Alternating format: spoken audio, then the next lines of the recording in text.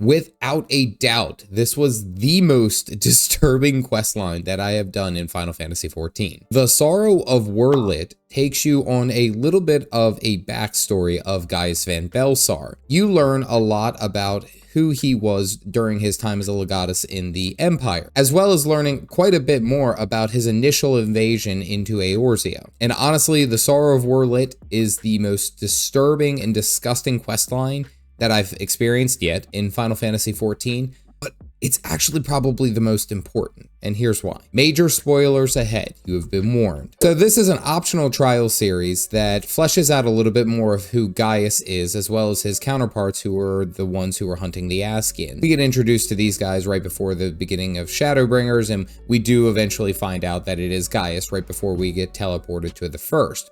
Now, this whole storyline does a lot to give Gaius a bit of depth. Now, we knew him to be kind of like this pragmatic, the Black Wolf, you know, almost in a sense honorable, but when we find out that he survived, he has vowed to hunt down the Askians, as we have seen as the story goes. But the Sorrow of Werlyt offers a bit of information, a lot, I should say, of who he was as a legatus during the reign of the Empire here in Werlyt. Now, this main story also centers around 5 adopted Aura kids, that being Melisande, Alphonse, Ali, Rex, and Recon. Now, what we find out is throughout Gaius' time in all of Eorzea and in his travels, he actually took a kinder eye to various orphans that he would find. Now, he would take them in and see to it that they found a place. He didn't necessarily care if they were pure-blood Garlemald, or from Garlemald, I should say. He really only cared if they had their own merit, their own worth. Hence why it was very uncommon to see like a Rodigan being a part of one of his crew during the initial A Realm Reborn storyline, and Ritlan,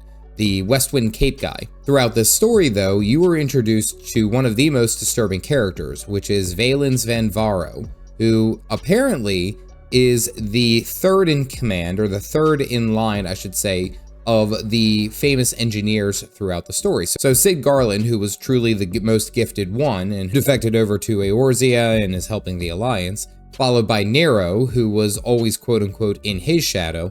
Well, Valens is apparently the third one under Nero's shadow, under Sid. So when he had the opportunity to become a legatus, he took it and he tried to make all of his engineering brilliance come to light. Now, the idea of his brilliance, what he wanted, was to make massive war machines very similar to the ultimate weapon. His problem was that he had no care for the life of the pilot inside these giant mech machines.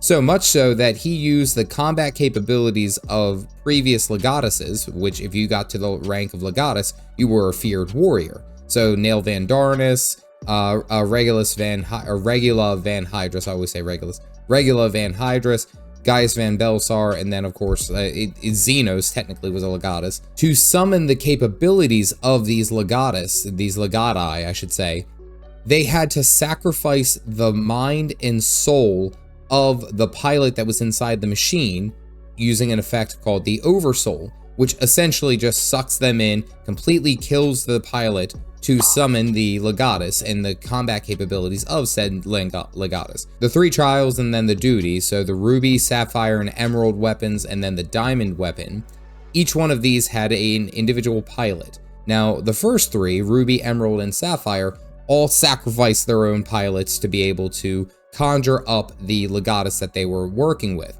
Now, what is terrifying is that each one of the pilots that were sacrificed in the ruby, emerald, sapphire, and then diamond was one of Gaius's kids, was one of these orphans that he had taken in and looked after. This was not only because Valens van Baelsar really just didn't care about the soldiers and didn't care about who was putting in there, but it was almost a jab. He was trying to get back to stabbing of Gaius van Baelsar because he realized that Gaius and those kids had a connection and that Gaius cared for those kids. And when I say that this guy Valens is sick, he is sick. This is sick.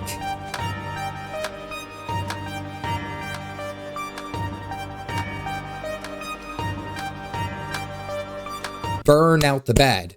Burn out the bad. What he does is he takes these kids and puts them into the most sadistic, gruesome torture regimens on other fully grown adult soldiers and people and members of the Garlean Empire.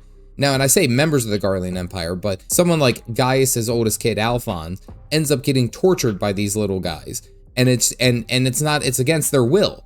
And this guy is clapping and happy all about it the entire time. And it is just disgusting.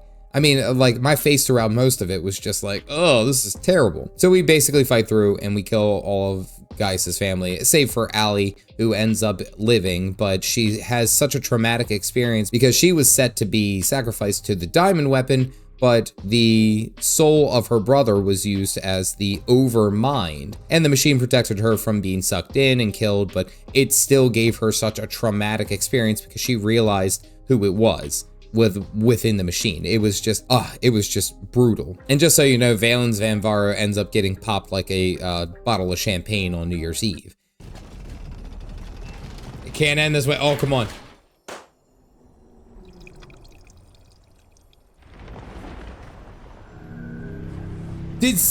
Was that was a bottle pop and someone pouring sangria. Holy shit, that was the best Foley work. In essence, that is the story, but it does such a good job. And I talked about this on stream. It does such a good job of explaining the depths of depravity that the Garlean Empire has been able to do and what it has added on. And I said this during Stormblood as well, is like, it shows what like the occupation of the Garlean Empire has done, how the treatment of the people of Eorzea has just made them either not want to fight or just be completely broken down and disabled, or however you wish to call it. Now, this story is important, and it's actually probably one of the better ones in the game, and it's necessary. And I'm kind of mad that it's optional, but it's necessary because we are still riding the high after finishing 5.3. You know, like, it was a little bit somber, a little bit sad, but hey, you know, we came out victorious. Now we have this low. This is like a dark, decrepit, sad low that is added in almost around the same time of 5.3 and around that areas. Well, at least in my experience, I should say. Now, there are some people who don't necessarily like the story because it gives Gaius a little bit of closure and they still view Gaius as a bad person. As someone mentioned it on stream, and I agree, it's almost like karmic justice. Like, Gaius is receiving the karma. He's receiving the penance of like what he has done. He is atoning for his sins, and part of that means that he has to suffer. And he has to do this. Now, is it sad that it's his adopted kids? Yes.